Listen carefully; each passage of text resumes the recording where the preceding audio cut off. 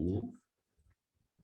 Sekali lagi, Bapak Ibu tugasnya adalah membuat 16 capaian pembelajaran dan capaian pembelajaran khusus dan 1 capaian pembelajaran umum. Ini yang terkait dengan mata kuliah. Itu merupakan analisis instruksional. Ini. Analisis instruksional. Dan gunakan kata kerja yang operasional sesuai dengan kumpulan kata kerja operasional tadi. Oke. Nah, sampai sini ada enggak yang mau bertanya? Tadi enggak ada yang mau bertanya. Izin bertanya, Prof. Ya, silakan. Terkait dengan jumlah pertemuan ini, saya juga baru tahu kalau seandainya kalau dalam aturannya itu memang 16 kali pertemuan itu materi saja. Ya. Jadi selama ini yang kita susun memang dalam 16 itu ada UTS dan UAS-nya. Jadi untuk yang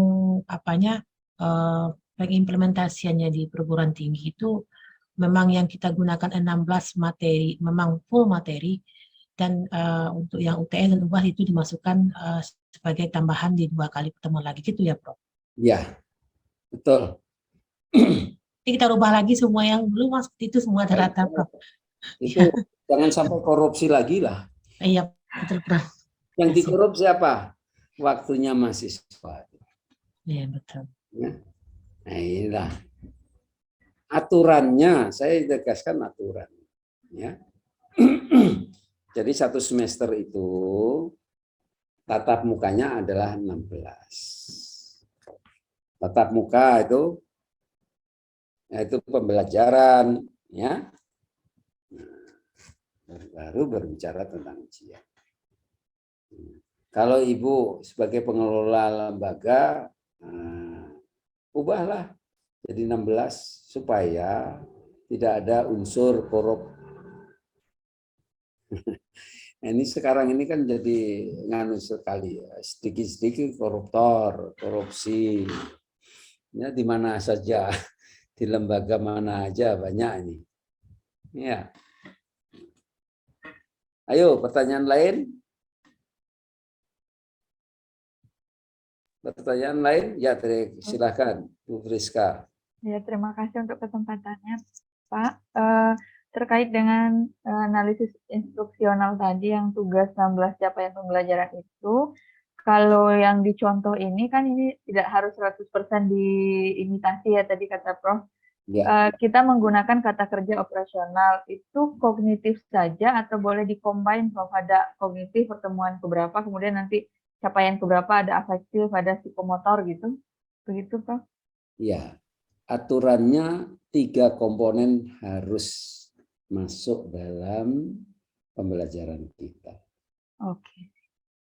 Aturannya ya, Iya, kognitif, afektif, psikomotorik. Jadi kalau bisa nanti kalau mencapai 3-tiganya di sini itu tulis C4, terus A berapa, terus P berapa, kan gitu ya? Iya, iya. Ada yang gitu. Sebentar, saya tutup yang ini ya. Saya beri contoh lain Pak ya.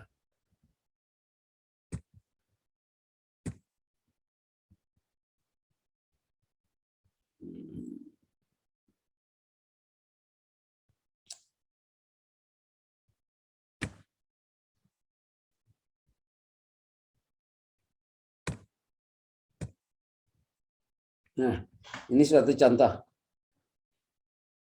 Mahasiswa mampu merencanakan penelitian eksperimen dan mengembangkan di bidang ilmu pendidikan. Itu C5, P4, A5.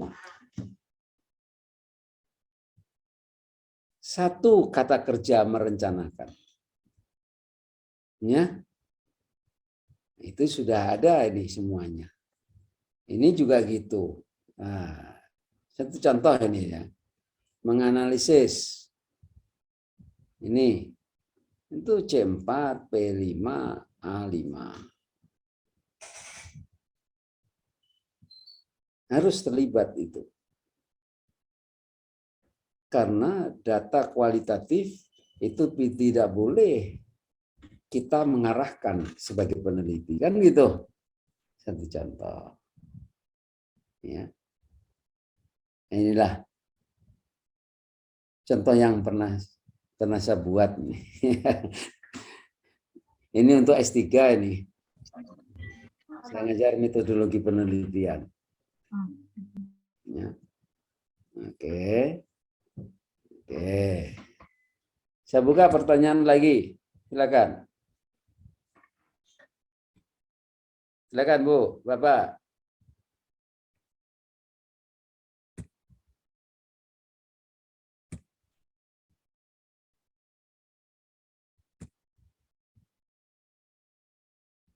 Ya.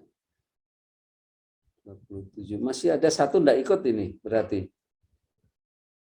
Kalau 27. Jumlahnya kan 25 peserta ya. Betul, Bro. Iya, Bro. Iya kan 25. Ini 27 itu LPM 2. Saya 1. Berarti 24 ini peserta. Tolong admin dicatat yang tidak masuk. Admin. Nah, ini. Baik, Pak. Nah, oke. Ada satu yang tidak masuk nih. Silakan. Ada pertanyaan lain? Ini penting sekali ini. Biasanya bermasalah di sini. Nah, kalau tidak saya beri juk lagi lah. Supaya refresh. Nampaknya tegang semua ini. Ibu, kalau sudah habis masak, hasil masakan diletakkan di dapur atau di meja makan, Bu? Meja makan, Pak. Meja makan.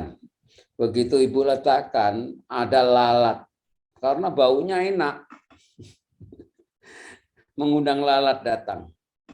Lalu Ibu apa yang dilakukan? Ditutup, Prof. Ditutup. Lalat masih terus ngerubung tutupnya. Hinggap ditutupnya, gimana? Ambil lidi, Prof. Apa, Bu? Ambil lidi. Ambil lidi. Ambil lidi. Iya. Nyalakan lilin. Ya. Nah, sekarang pertanyaan saya. Jika kita itu membunuh semua lalat, ya, lalu Ibu hamil, ingin punya ada satu titik hitam di bibir, namanya apa nanti? Lalat. Nah, lalat sudah habis Ibu bunuh. Tai kambing itu hitam itu. Ya, kambingnya masih. Nah, inilah seringkali kita ini tidak apa namanya konsisten. Lalatnya dibunuh, dimusuhi, tainya diharap nempel di bibir anak. Ketidakkonsistenan manusia. Ya. Nah, harus hati-hati. Pernah enggak? Ini yang muslimah ini. Baca hadis tentang lalat.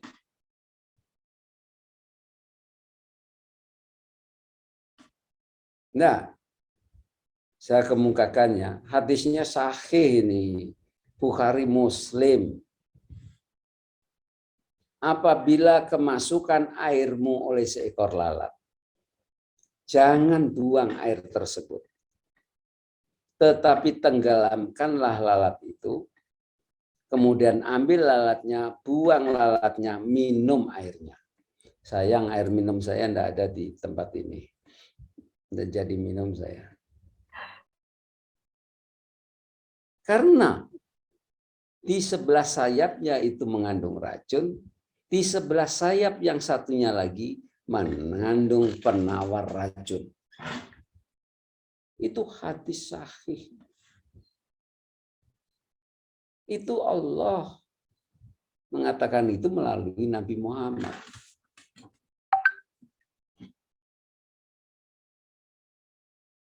Tapi kalau kita sebagai ilmuwan, orang biologi, orang kesehatan, harusnya diteliti racun apa itu.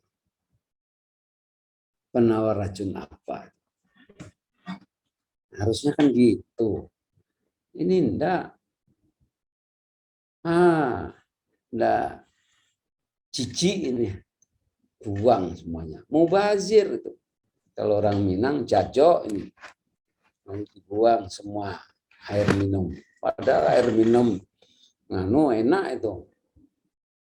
Es cendol. Untuk sementara es cendol bagi saya sekarang racun. Sehingga tidak tertarik saya. Kemarin ada salah satu dokter datang ke rumah saya malam-malam. Karena tahu istri saya ada mau makan, dibawakan martabak Mesir. Tidak ada tertarik sedikit pun saya. Ya, karena saya tahu itu racun bagi saya sementara ini. Kalau tertarik karena lidah, maka program saya gagal total. Saya tidak mau tertarik karena lidah. Secara utuh, holistik kita berpikir. Ini seringkali kita kurang holistik. Ya, kembali lagi rumuskan. Lalu satu kalimat, jangan buat lebih dari satu kata kerja. Ada juga mahasiswa dapat menjelaskan dan menganalisis bla bla bla. Kenapa tidak menganalisis saja? Yang lebih tinggi. Kok menjelaskan pula yang lebih rendah? Dan ada yang begini, udah naik ke atas sampai tatap muka ke-8, turun lagi ke bawah, yang rendah lagi. Kalau semakin naik itu semakin meningkat. Sudah sampai atas tuh jangan sampai turun naik lah. Nah, ini seringkali. Kalau kita bangun dari bawah, kalau kita nyapu ya dari atas. Ya, Bu. Nah, ini seringkali yang bantu saya itu semula itu kalau nyapu itu bawah dulu disapu, sudah itu atas dibersihkan. Ini kan terbalik. Mejanya bersihkan dulu, dilap, nanti pada tumbang kotorannya baru disapu. Kan begitu. Ya, mekanismenya. Kalau membersihkan kaca dari atas ke bawah, bukan dari bawah ke atas. Saya tahu teknik itu semuanya karena saya pernah jadi OB. Ya enggak malu saya pernah jadi OB. Semua pekerjaan bisa ngerti kan. Sehingga banyak OB-OB di kantor itu dulu terheran dia dengan saya. Karena dia tidak bisa membersihkan itu dengan baik. Lalu saya ajari begini loh caranya. Coba dengan cara saya. Oh iya bersih Pak. Wah, heboh. Apa tahu membersihkan lantai, membersihkan kaca. Ya karena saya jadi OB soalnya. Macam-macam lah. Pernah bantu di apotek sehingga tahu saya bagaimana meracik puyer, bagaimana meracik yang kapsul. Kalau kapsul kadang-kadang kan diracik, bukan sudah jadi. Ngerti saya. Tahun 72 saya sudah diajari memegang fotokopi yang bisa memfotokopi 1 meter. Sehingga kalau saya lihat anak-anak kini tukang fotokopi itu ongeh. tersenyum saya.